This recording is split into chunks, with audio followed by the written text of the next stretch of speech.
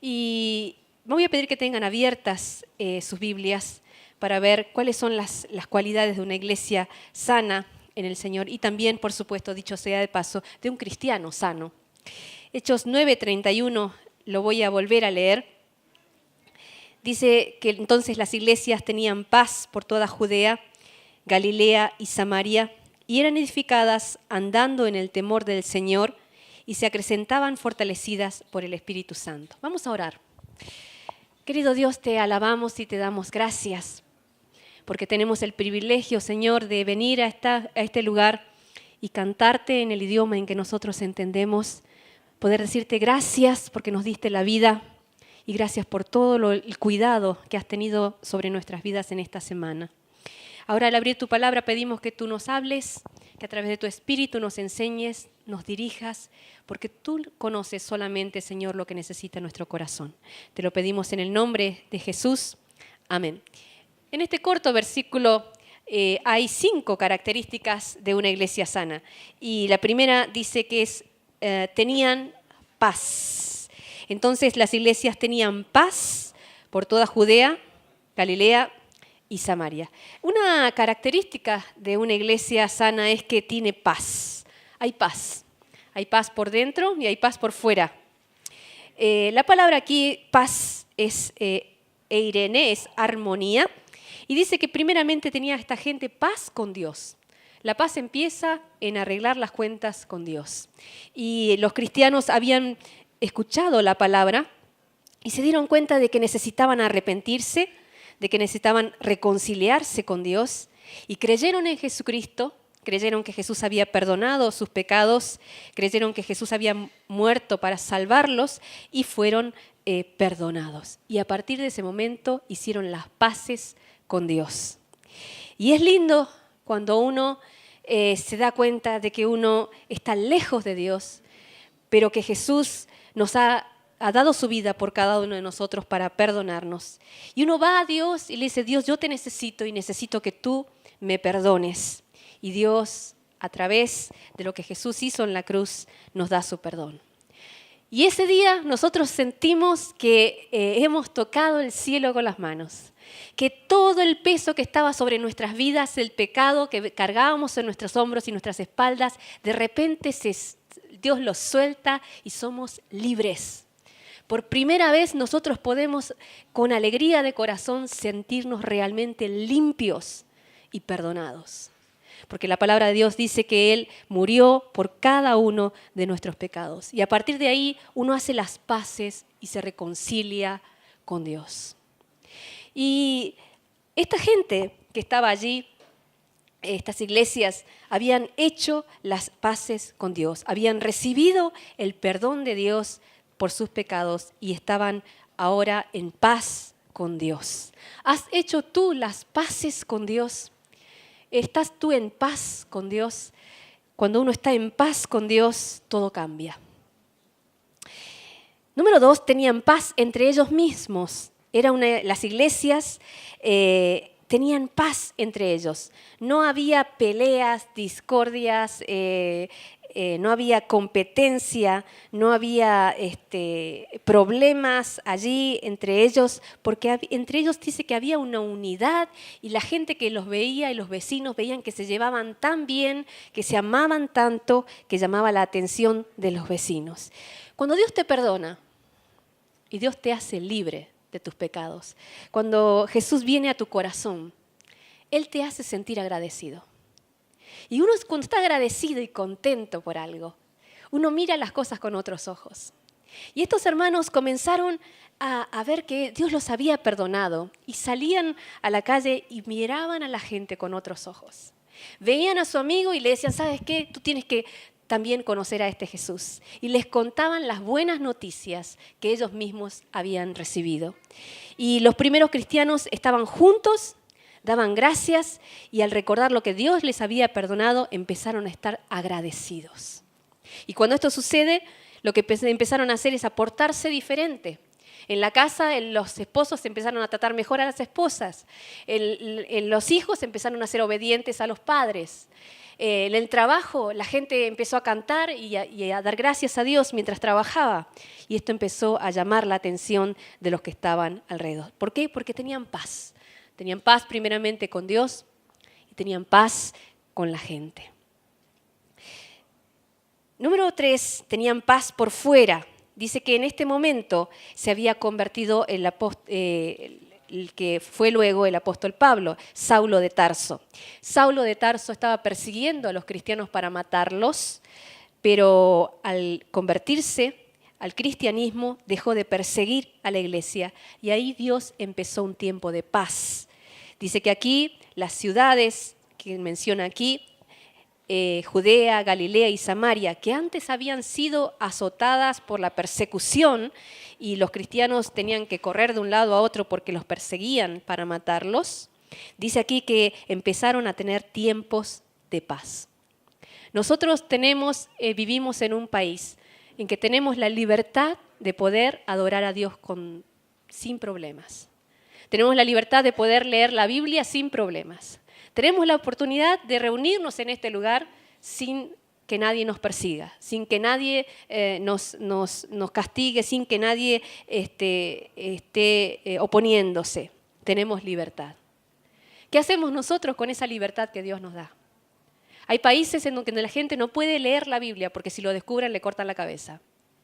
Tú tienes tu Biblia en tu casa y la tienes allí en tu mesa de luz, tienes libertad que Dios te ha dado, porque Dios te ha dado la oportunidad de nacer y estar en un país que es libre, y Dios te ha dado libertad. ¿Qué hacemos tú y yo con esa libertad? Los cristianos tenían paz y libertad en ese momento. También tenían paz por dentro. Ellos se los veía y estaban tranquilos, contentos, gozosos y tenían paz en sus corazones. Y esto, la paz por dentro, es lo que es más fácil perder. No sé si a ustedes les pasa, pero a veces las circunstancias de la vida o lo que uno ha vivido durante el día hace que enseguida las preocupaciones empiecen a llenar nuestro corazón. Y la paz que teníamos de la mañana, al mediodía ya se fue. Y esta paz por dentro es la más fácil de perder, pero la palabra de Dios nos aconseja de cómo conservar esa paz de Dios. En Filipenses capítulo 4, versos 6 y 7, la palabra de Dios nos enseña: ustedes por nada estén afanosos.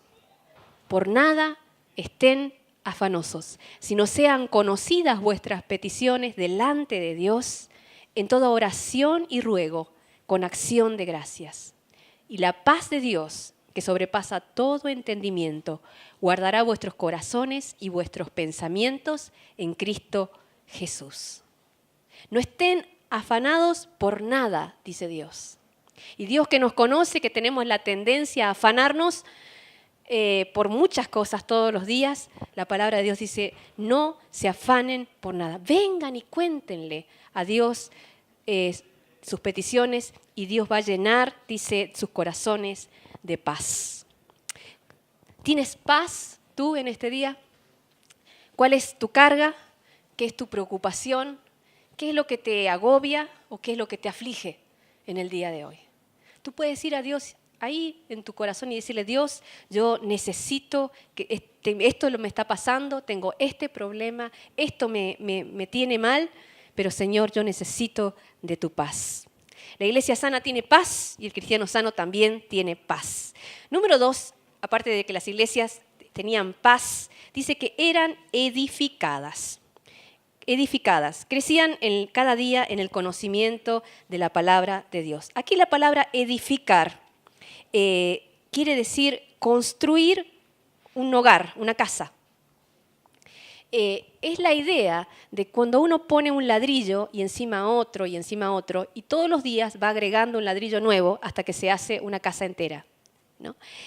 No sé si pasó en Perú, pero por ejemplo en Argentina es muy común ver los inmigrantes que venían sin nada y trabajaban y compraban un terreno y cuando tenían algo de dinero compraban ladrillos y entonces hacían una habitación. Y en esa habitación sola de 4 paredes, allí vivía toda la familia. Y después cuando tenían un poco más de dinero compraban otros más ladrillos y ahí iban agrandando y hacía otra habitación y otro más, hasta que después de un tiempo tenían toda una casa entera, ¿no? Esta es la idea. Aquí cuando está hablando de edificar, eran edificados, está hablando de que eran cristianos, primeros cristianos, empezaron a conocer la palabra de Dios y cada día le agregaban un poquito más. Cada día le agregaban un ladrillo más de conocer un poquito más acerca de Dios y de su palabra. ¿Y cómo se hace esto? Leyendo su palabra. ¿Cómo se hace esto? Cuando uno todos los días aprendemos algo nuevo acerca de lo que Dios quiere, de lo que Dios piensa, acerca de lo que Dios le agrada. La palabra dice, feliz el hombre y la mujer que medita de día y de noche en su palabra. Hay personas que un día escucharon la palabra de Dios, Dios les perdonó y tuvieron la salvación y están contentos con eso.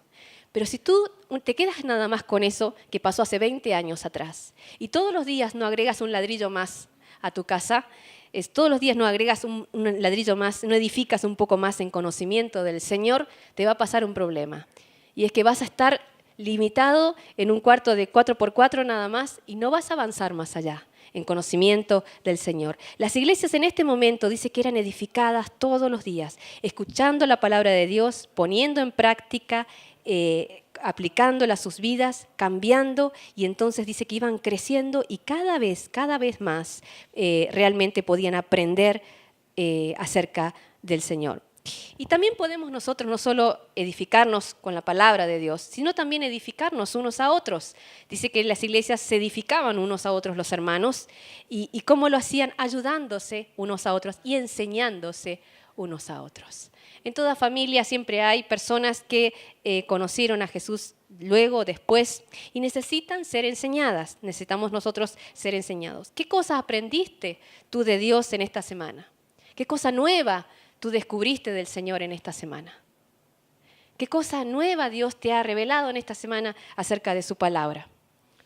Tú puedes compartirlo con otros. ¿Sabes qué? Descubrí, mira, esto acerca del Señor. La palabra dice que de las mujeres más ancianas tenemos que enseñar a las más jóvenes a amar a sus esposos y a sus hijos. ¿Ya? Hay mujeres más grandes que pueden enseñar a las más jovencitas a amar a sus esposos y a sus hijos. Es algo que podemos hacer para edificar a otros. Ahí está los que se van a bautizar el próximo mes. Ahí está Analía que se va a bautizar y la jovencita recién casada, ¿no? Las mujeres más grandes pueden decirle a Analía, ven para aquí, yo te voy a enseñar a cocinar una comida rica para que tú se la hagas a tu esposo y le muestres así cuánto tú lo amas a él. ¿Sí? Podemos nosotros ayudarnos unos a otros y animarnos unos a otros en la palabra de Dios. Las iglesias del primer siglo tenían paz y eran edificadas. Número 3, andaban en el temor de Dios. Andaban en el temor de Dios. Aquí temor no es terror, es un temor reverente y un deseo de hacer lo que le agrada a Dios. Hay una diferencia entre el terror y el temor de Dios. Si hay personas que tienen miedo, de que piensan que Dios es alguien que está ahí listo con un palo para venir encima si tú haces algo malo. Y tienen esa imagen de Dios. Aquí en Japón, los dioses que se ven tienen una cara fea y dan miedo. Y muchas personas les adoran para que no les pase nada malo. No está hablando de así. El Dios de la Biblia no es así. El Dios de la Biblia es alguien que nos ama, que ha dado por nosotros, nos ha dado gratuitamente la vida eterna para los que creemos en Él. Y entonces cuando uno recibe ese amor de Dios, uno quiere hacer lo que a Él le gusta. Uno quiere agradecerle lo que Él ha hecho. Hay, por ejemplo, hijos que, por ejemplo, si un hijo tú lo castigas duramente y él te tiene miedo, te tiene terror a ti, va a hacer lo correcto mientras tú lo estés mirando. Pero ni bien te des vuelta, su ira, su enojo va a hacer que se rebele y quiera hacer lo que no debe hacer. Pero aquel hijo que es amado por sus padres y es corregido aún por sus padres, pero con amor, aun cuando sus padres no lo estén viendo, más adelante va a querer hacer lo bueno para no defraudar a sus padres que él ama. Con Dios sucede lo mismo. No está hablando de un miedo, un terror, aquí está hablando de un temor reverente hacia Dios que tenían los primeros cristianos, de que querían hacer lo que a Dios le agrada porque Dios les había dado la vida. Y este temor de Dios, en este temor de Dios, querían hacer lo bueno y agradarle y sabían que Dios se agradaba cuando ellos le adoraban y hacían lo que era correcto. El temor de Dios es lo que tú haces cuando nadie te ve. Ahí se sabe si una persona tiene temor de Dios o no. Se hizo un experimento y en aquellos lugares donde hay un cartel que dice cuidado, cámara filmando, la gente no hace cosas malas. Y hay lugares donde la cámara no es de verdad, ¿saben? Sino que es un camuflaje. Y está de mentirita, pero dice, cuidado, cámara filmando. Y la gente, se comprobó, se cuida porque sabe que lo están mirando o piensa que lo están mirando. Salvando las diferencias, el temor de Dios es vivir de tal manera sabiendo que Dios me ve todo el tiempo. Que Él sabe lo que estoy pensando, que sabe lo que estoy haciendo, que sabe lo que voy a hacer y sabe lo que hay en mi corazón. Eso es el temor de Dios. Y realmente el temor de Dios que había en esta gente, en estos primeros cristianos, llamaba la atención. Donde quiera que estuvieran, llamaban la atención por ser temerosos de Dios. ¿Qué dicen las personas que están alrededor tuyo? ¿Pueden decir de ti, este es un varón temeroso de Dios o es una persona temerosa de Dios? ¿Qué dicen los que están a tu alrededor? Número 4 dice que las iglesias, aquí dice que crecían. Una característica de una iglesia sana es que crece. Siempre se agrega gente nueva que se convierte y esta gente nueva trae vida nueva a la iglesia. En toda familia es lindo cuando hay un nacimiento, ¿verdad?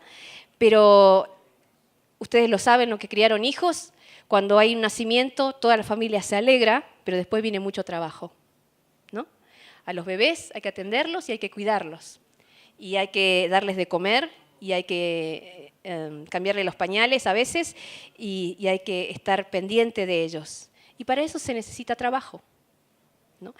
Y el cristiano que recién se convierte y viene a la iglesia, se convierte, requiere paciencia y requiere que se le enseñe con amor. Y a veces requiere que se le cambie los pañales también. Cuando se equivoca, cuando se comete macanas, que con amor se les enseñe. Y necesita mucha paciencia. Pero en toda iglesia siempre hay personas nuevas que necesitan esta disposición para que alguien los atienda y alguien los cuide. Y cuando esto pasa, por supuesto que es lindo, pero también tiene sus contras. Es decir, cuando hay gente nueva, hay cambios, a veces son personas que traen costumbres diferentes y a veces surgen problemas. En una casa donde no hay niños, hay orden. En una casa donde no hay niños, hay orden. Mi esposo y yo nos casamos y nuestra primera hija nació después de 6 años de casados. Y en nuestra casa había orden. Yo dejaba una cosa acá hoy y después de una semana estaba ahí. Hoy en día tenemos 3 hijos y yo dejo una cosa aquí y pues quién sabe dónde va a estar mañana. ¿Es así o no es así? Donde hay niños hay desorden.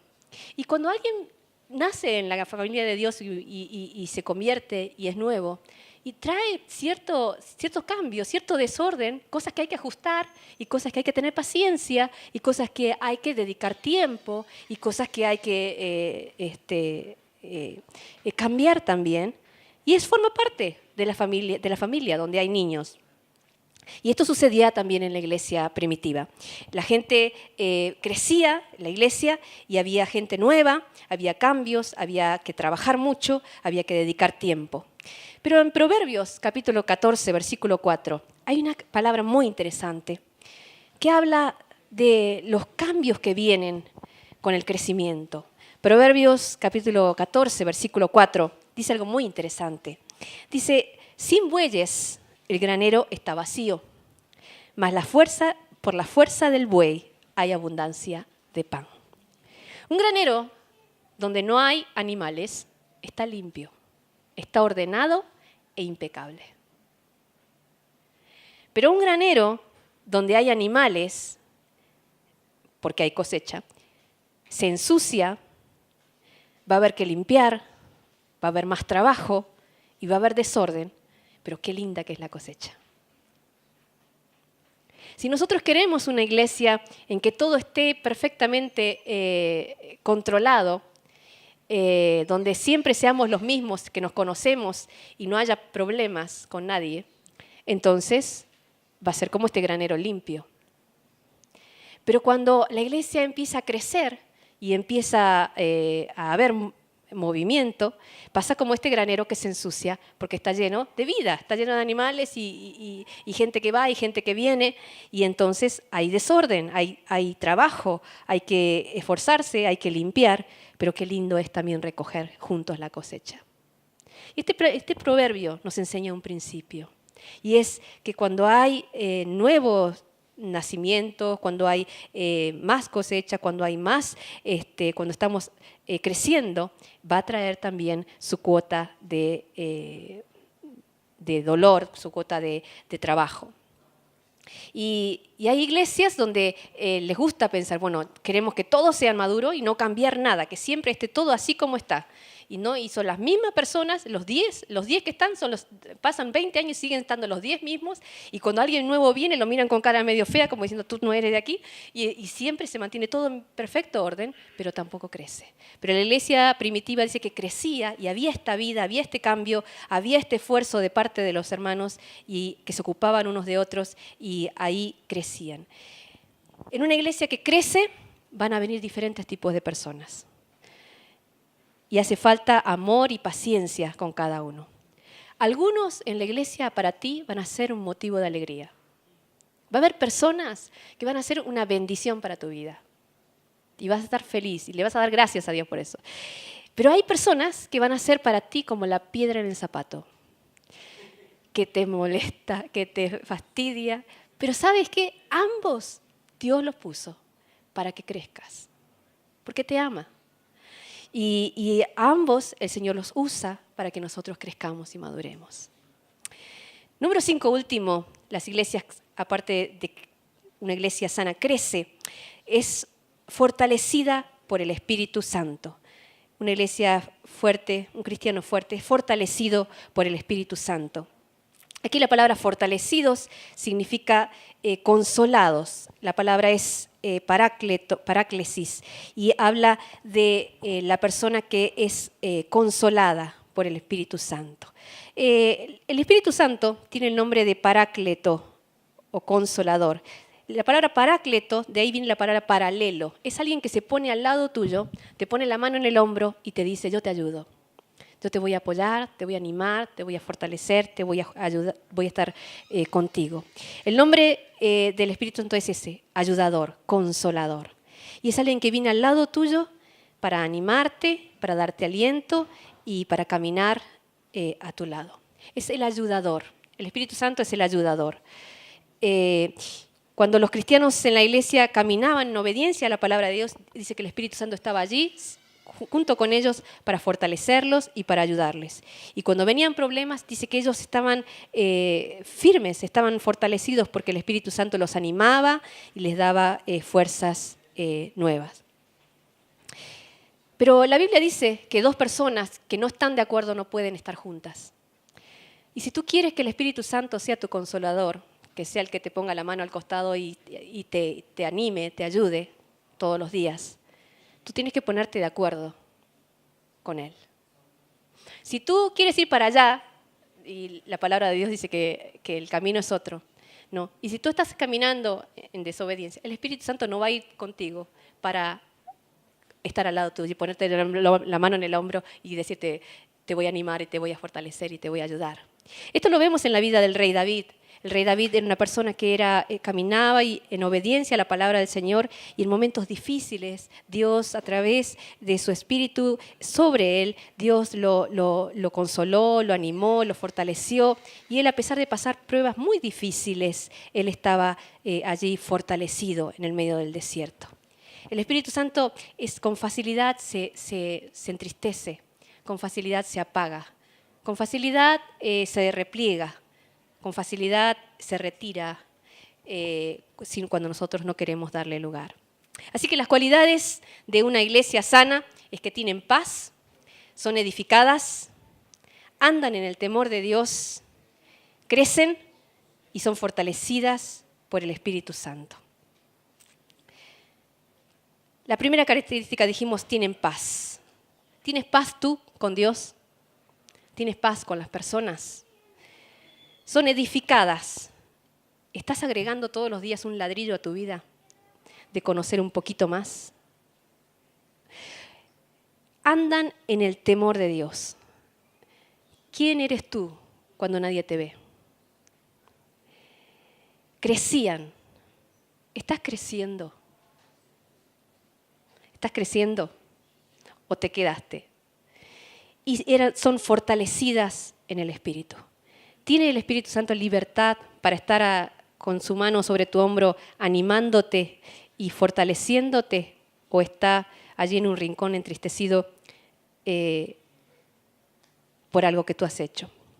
Cuando una de estas cosas falta, la iglesia se estanca. Y cuando una de estas cosas falta en la persona también se estanca. Necesitamos nosotros aprender a tener paz con Dios, con las personas, a edificar todos los días, aprendiendo de Él, a andar en el temor de Dios, sabiendo que Él me ve.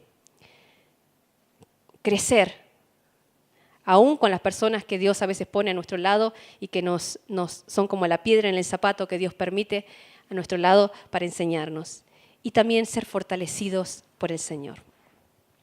Este es el plan del Señor para nosotros los cristianos, ¿no? Es lindo crecer, es lindo que la familia crezca, pero también es lindo cuando ponemos nuestro corazón para que el Señor nos use para edificar unos a otros. Amén.